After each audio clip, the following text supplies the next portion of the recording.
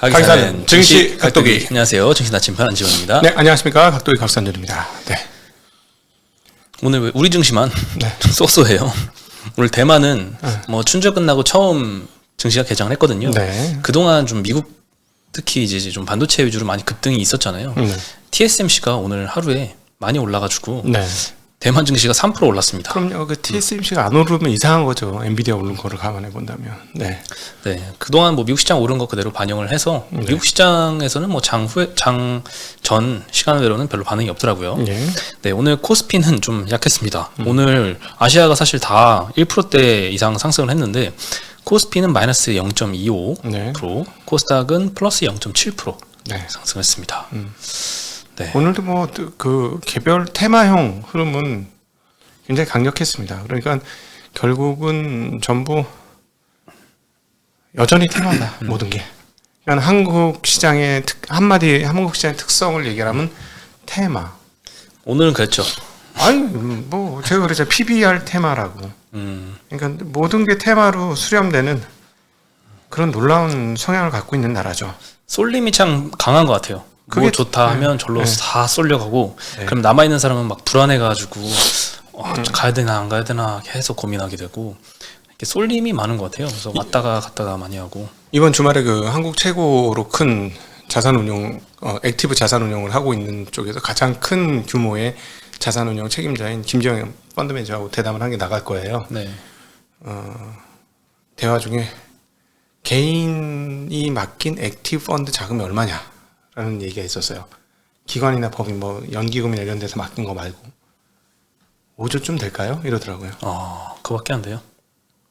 뭐 그분도 뭐 펀드 매니저니까 뭐 애널리스트 아니고 통계치 내는 분 아니니까 정확하진 않겠지만 나 그 얘기 또 너무 충격 먹었어. 그러니까 개인들은 이제 펀드를 안 한다는 거예요.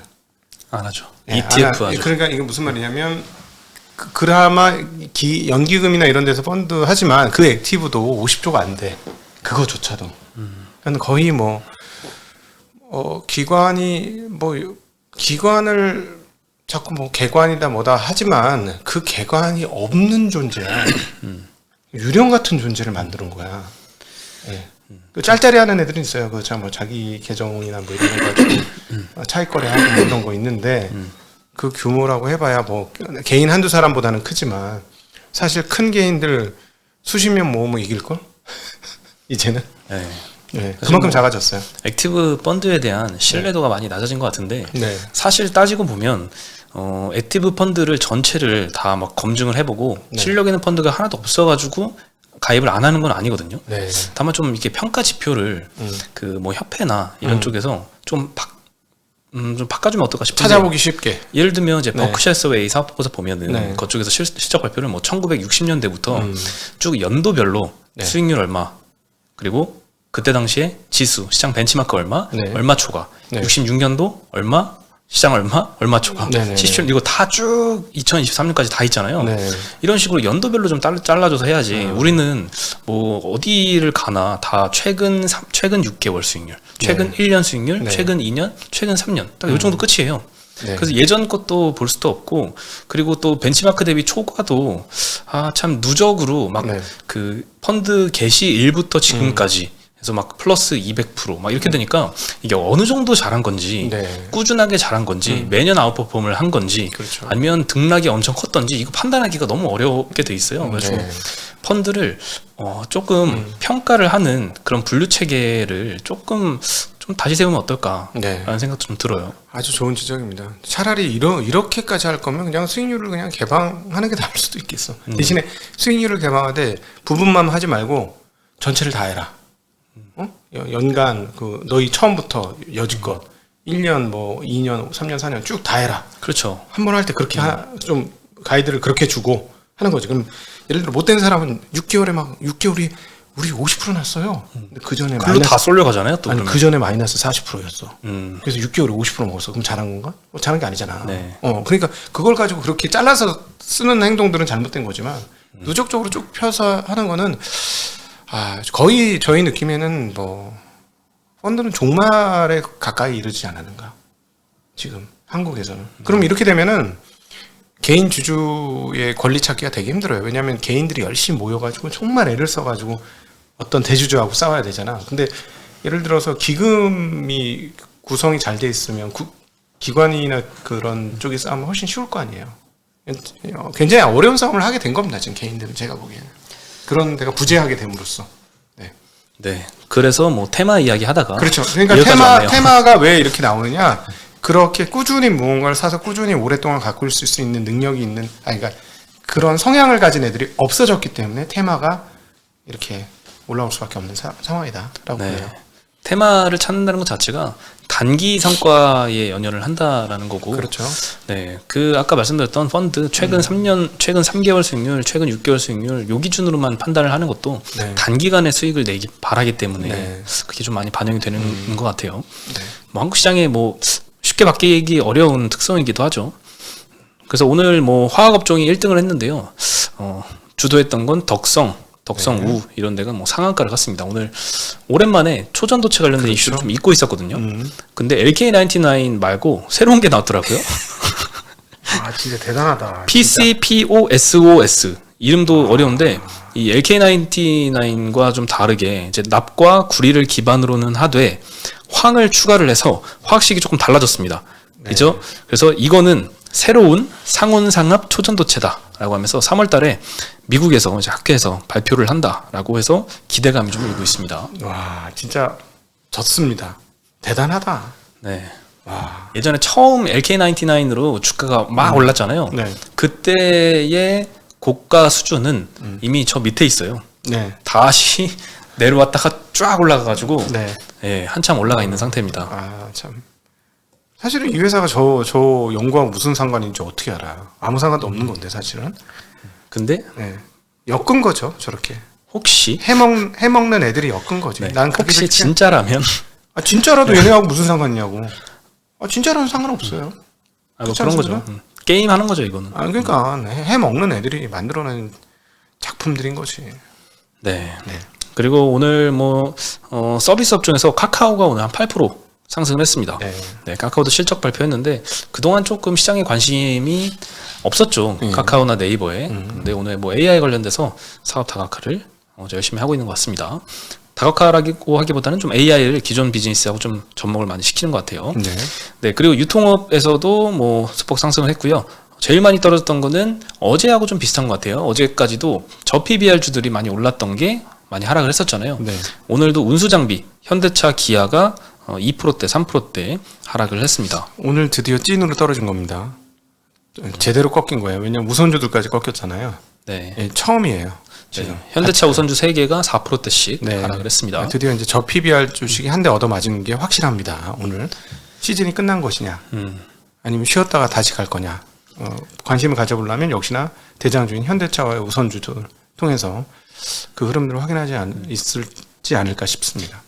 조금 빨리 움직이고 있는 것 같긴 한데 2월 말에 이제 기업 밸류 프로그램 발표를 한다고 했잖아요. 시장이 어느 정도 예상하고 있는 기대치가 있습니다. 근데 그거를 초과해서 더 서프라이즈한 내용이 발표가 될 것이냐, 아니면 그냥 예상대로거나 그에 좀 못 미치는 수준의 발표가 될 것이냐. 만약에 후자라면 많이 올렸던 종목들이 많거든요. 그렇죠. 개인 이제 기업 자체적으로 주주하는 의지도 별로 없는 이런 기업들도 많이 올랐는데 그런 것들 싹 다 조정이 좀 있을 수도 있겠죠. 그렇죠. 그리고 전기가스 마찬가지로 뭐 지역난방공사, 한국전력 이런 거 저PBR로 올라갔던 거 오늘 좀 하락을 했고요. 세 번째로 하락했던 게 보험 섹터 마찬가지로 많이 올랐었죠. 네 번째는 운수창고. 어제 EU에서 아시아나와 대한항공에 합병 승인을 했고 이제 미국 하나 남았습니다. 어제에 이어서 오늘 또 아시아나, 에어부산 뭐 이런 회사들 떨어졌네요. 그리고 2차전지가 오늘 좀 강했습니다. 그 중에서도 뭐 두 자릿수로 오른 것도 있어요. 뭐 금양, LG화학, LG화학은 5% 상승했고요. 이수 스페셜티 케미칼 6% 상승, 코스모화학 4%, 금양은 13%나 많이 상승을 했는데 뭐 딱히 큰 이슈는 없었던 것 같고요. 뭐 LG엔솔은 일단 테슬라향 4680 배터리를 8월부터 양산을 시작한다라고 LG엔솔 사장이 이번에 언급을 했습니다. LFP 배터리 양산도 25년 하반기로 전망을 했고요. 최근에 가장 이슈는 이제 GM 회장과 이제 면담을 했었는데 GM이 LG엔솔한테 IRA 세제 혜택 받은 거 그 우리한테 좀 나눠줘라라고 요구를 했잖아요. 여기에 대해서 논의가 어떻게 되고 있냐에 대한 기자들의 질문이 있었는데 여기에 대해서도 약간 논의 중이고 아직 마무리되지 않았다. 윈윈하는 방안을 만들어야 된다. 이렇게 모호하게 답변을 하고 넘어갔습니다. 그래서 이게 단위가 수조 원대이기 때문에 어떻게 결정이 되느냐에 따라서 실적에도 좀 영향을 많이 미치는 것 같아요. 미칠 것 같습니다. 네. 그리고 나이스 신용평가에서 에코프로와 에코프로 BM 신용 등급을 상향을 시켰습니다. 두 회사 모두 등급은 똑같고요. 기존엔 A-였는데 A로 상향이 됐습니다. 단기 뭐 CP나 이런 것들은 신용 등급 체계가 조금 다른데요. A2-였다가 A2로 다 상향을 했습니다. 네. 언급은 이제 일시적으로 전기차 판매 성장이 둔화되고는 있지만 빠르게 확대되는 시장 수요를 감안해서 실적 부진이 장기화될 가능성은 높지 않다라고 언급을 했습니다. 그래서 실적 부진이 장기화가 안 되려면 아무래도 지금 광물 가격이 반등하는 게 먼저 아닌가 싶은데 일단 오랫동안 좀 하락을 해서 이제 이연 효과 때문에 실적도 많이 망가졌는데 하락은 멈춘 것 같아요. 그리고 약간의 반등이 2월 초에 있었거든요. 거기서 아직 추가 상승은 하지 못하고 그렇다고 하락도 하지 못하고 계속 그냥 플랫하게 이어가고 있습니다. 여기서 추가 상승이 좀 이어진다면 네. 그러면 주가는 아마 또 빠르게 반등할 수도 있을 것 같아요. 네. 네. 그리고 등급이 이렇게 올라가면 기업들이 회사채 발행을 할 때, 자금조를 할 때 이자 비용을 조금 절약할 수 있습니다. 그렇죠. 싸게 약간 긍정적이죠. 네. 네. 그리고 카카오가 실적 발표를 했습니다. 매출이 작년도 매출액이 8조 원을 돌파를 했습니다. 그 플랫폼 기업 같은 경우에는 뭐 순이익보다도 이 매출 탑라인이 꾸준하게 좀 성장을 계속 이어가고 있느냐 이걸 좀 중요하게 생각을 하는 것 같아요. 4분기 매출액은 2조 1,700억 이제 컨센서스가 2조 2천억이었는데 거의 조금 하회했습니다. 영업이익이 1,890억 나왔고요. 컨센이 1,500억이었는데 한 25% 상회를 했어요. 영업이익이 예상보다 좀 많이 잘 나왔습니다. 순이익은 컨센이 800억이었는데 마이너스 1조 6,500억 나왔거든요. 그래서 네. 순이익에서 많이 쇼크를 했던 건 당연히 이제 비영업이익 쪽이니까 뭔가 있었다. 예. 그게 아마 영업권 손상이었습니다. 네. 조금 더 자세히 이제 매출이 어떻게 구성되어 있는지 카카오 IR 자료를 보여드리면요. 왼쪽에 4분기 매출을 보면은 전년 대비 23% 상승을 했습니다. 근데 이 매출액은 두 가지로 구성이 되어 있어요. 플랫폼 부분과 컨텐츠 부분. 특히 이제 회색 부분, 콘텐츠 부분이 이번에 좀 많이 성장을 했죠. 가운데 그래프를 보시면은 콘텐츠 부분입니다. 그쪽에 보면은 SM 인수 효과가 작년도 2분기부터 반영을 시작을 했습니다. 그래서 매출 업사이드가 회색 부분에 좀 나타나고요. 4분기 총 매출액은 전년 대비 23% 증가했는데 SM 인수 효과를 제외하면 10% 증가를 했습니다.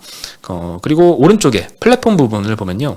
가장 큰 비중이 이제 광고, 커머스 이쪽인데 모두 23년도에 상반기 부진을 좀 딛고 턴어라운드에 성공을 했습니다. 사실 광고 업체들 다른 데들 보면은 미디어들 위주로 계속 23년도 내내 좀 부진이 이어졌었거든요. 근데 아무래도 플랫폼 업체라 그런지 광고 많이 좀 반등을 한 것 같습니다. 네. 그리고 이제 영업권 손상 때문에 순이익이 조금 좋지 않았습니다. 뭐 때문에 그랬냐? 영업권이란 거는 이제 기업을 좀 순자산 가치보다 조금 비싸게 인수했을 때 그 초과분을 공정가치 초과분을 영업권이라고 인식을 하고 추후 시간이 지났을 때 이게 생각보다 그렇게 이 정도 가치는 아니었네라고 하면 손상 차손으로 이제 순이익의 마이너스로 인식을 해주는데요. 카카오 엔터가 인식을 했던 영업권 손상 차손이 4분기에 약 8,900억 정도 있었습니다. 뭐 타파스, SM, 멜론 이런 데서 뭐 몇천억 단위로 다 인식이 됐고요. 그리고 IR 과정에서 또 긍정적인 거는 생성형 AI를 기존의 비즈니스하고 많이 이제 결합을 시도를 하고 있는 것 같아요. 네. 컨퍼런스 콜에서도 전 국민이 생활 속에서 AI를 경험하도록 실험 중이다라고 했습니다. 저도 이제 몇 가지 써보긴 했는데 아직까지 막 유용하게 그냥 신기해서 처음에 한두 번 써보는 거 말고 지속적으로 쓸만한 거는 잘 모르겠어요. 조금 더 있어야 될 것 같은데 제가 좀 단톡방에서 오랫동안 좀 안 읽어가지고 막 100몇 개가 쌓여 있을 수 있잖아요. 그런 것들을 제가 딱 켰을 때 일일이 읽어보기 귀찮을 때 AI 요약하기 버튼을 누르면 한 네다섯 줄 이렇게 딱 요약을 해줍니다. 근데 정확도는 사실 좀 별로 없는 것 같아요. 네, 그렇죠. 아직 부족함은 좀 있습니다. 명령하는 사람들이 내용을 알수록 좋은 대답을 뽑아낼 수 있습니다. 항상. 네. 그리고 또 하나는 이제 메시지의 말투 바꾸기. 근데 이 말투라는 것도 내가 기존에 쓰던 게 있고 또 누구한테 보내느냐에 따라서도 말투도 좀 완전 다르잖아요. 그렇죠. 네. 대답을 해도 네라고 할 사람이 있고 뭐 냉이라고 할 사람이 있고 다 다른데 요것도 막 적절하게 바꿔주는 것 같지는 않아요. 네. 그리고 또 하나는 이제 카카오 채팅방에서 에스크업이라는 기능이 있습니다. 네. 요거는 이제 쓰시는 분도 계실 텐데 그 챗GPT 3.5 버전이 이제 탑재가 돼 있어서 그렇게 카카오톡에서 이제 쉽게 물어보고 답하고 할 수 있는데 이미지 생성도 이렇게 하고 하는데 뭐 이것도 조금 옛날 버전 같은 이런 생각이 조금 들긴 합니다. 근데 어쨌든 이렇게 새로운 시도를 계속하면서 지금은 완전 초기고 더 좋은 서비스들이 앞으로 더 많이 나오겠죠. 그렇죠, 당연히. 네. 그리고 주주환원 관련된 발표도 했습니다. 21년도부터 한 잉여 현금 흐름의 한 15에서 30% 정도 주주환원을 하겠다라고 언급을 했는데 작년도는 30% 제일 최대로 했습니다. 1,340억 정도 주주환원을 결정을 했고요. 267억 정도는 현금 배당, 그리고 나머지는 자사주 매입 소각 해가지고 열심히 하고 있는 것 같습니다. 배당 기준일도 얼마 내가 배당받는지 확인하고 이제 사라라는 차원으로 2월 29일로 배당 기준일을 연말에서 2월로 변경을 했습니다. 또 하나 이제 좀 재밌었던 거는 ELS 기초자산으로 네이버도 많이 발행이 됐던 것 같아요. 그렇죠.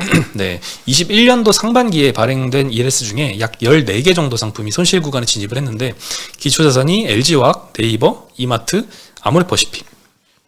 네, 이들 종목이 주가도 조금 부진한 모습을 많이 보였는데 1월 달에 만기였던 LG화학 기초자산 ELS는 한 58% 정도 손실 보고 상환이 확정이 됐습니다. 네. 그리고 다른 뭐 네이버, 이마트 이런 것도 손실 상환된 가능성이 좀 있어 보이긴 하죠. 네. 그렇죠. 네, 그래서 오늘 계기로 카카오가 오늘 8% 급등을 했는데 네이버는 한 0.5%만 상승을 했고 보통 이 둘이 같이 움직이잖아요. 네, 그래서 좀 반등을 하면 ELS 관련된 손실도 좀 줄어들 것 같습니다.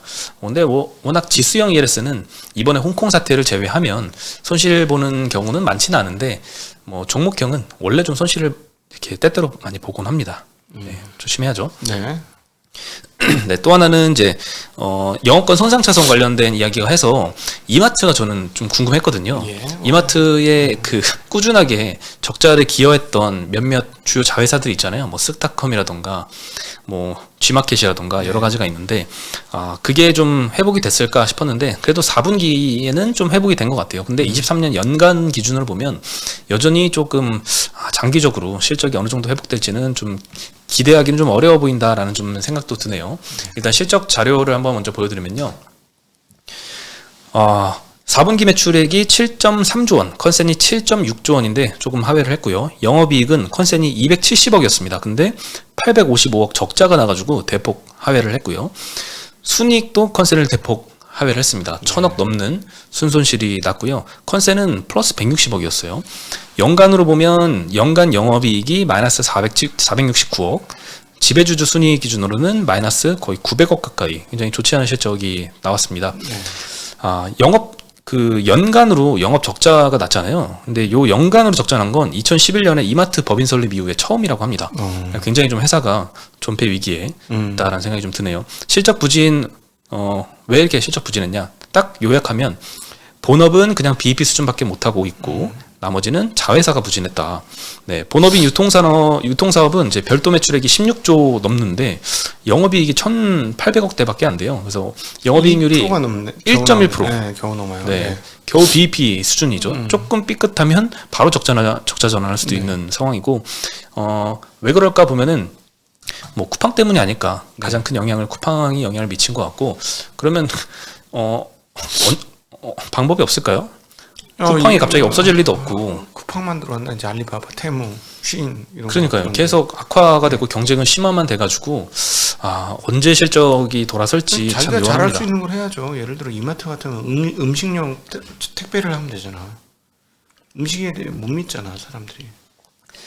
음식? 네, 요즘 마켓컬리 같은 거에서도 많이 쓰잖아요. 네. 쿠팡에서도 많이 쓰고. 네.